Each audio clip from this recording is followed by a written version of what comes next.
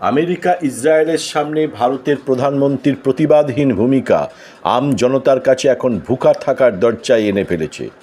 গ্যাসের ডিলারের দোকানে লম্বা লাইন।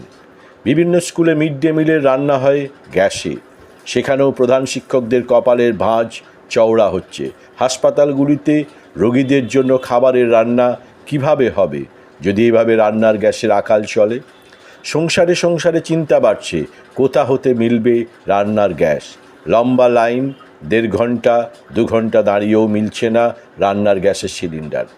1.5 ঘন্টা দাঁড়িয়ে থেকে সিলিন্ডার পাওয়ার সম্ভাবনা শুধু দেখছেন গ্রাহকেরা। দুর্গাপুরে অসংখ্য ছোট স্টল, চা চপের স্টল, ফাস্টফুড সেন্টার, ধোসা চাপাটি স্টল, সবার কপালেই ভাঁজ চওড়া ক্রমশ। দুর্গাপুরের বুকে একবার চোখ খোলা রেখে হাঁটলেই দেখা যাবে ডোমেস্টিক রান্নার গ্যাসের সিলিন্ডার দিয়েই চলে এসব স্টল।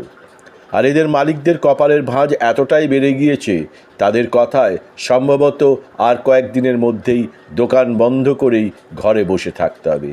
এ যেন সেই করোনার সময়কালের লকডাউনের কথা মনে করিয়ে দিচ্ছে।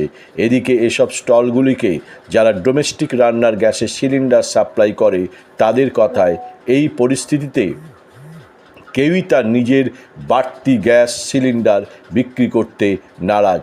বেশি দাম দিলেও তারা বিক্রি করতে নারাজ।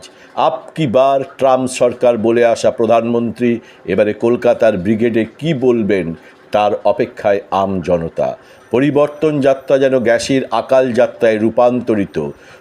সদ্য কোটিখানেক নাগরিককে নতি হাতে দাঁড়াতে হয়েছে গ্যাসের লাইনে। এবার হেসেলের জন্য গ্যাসের ডিলারের কাছে লাইন দিতে হচ্ছে।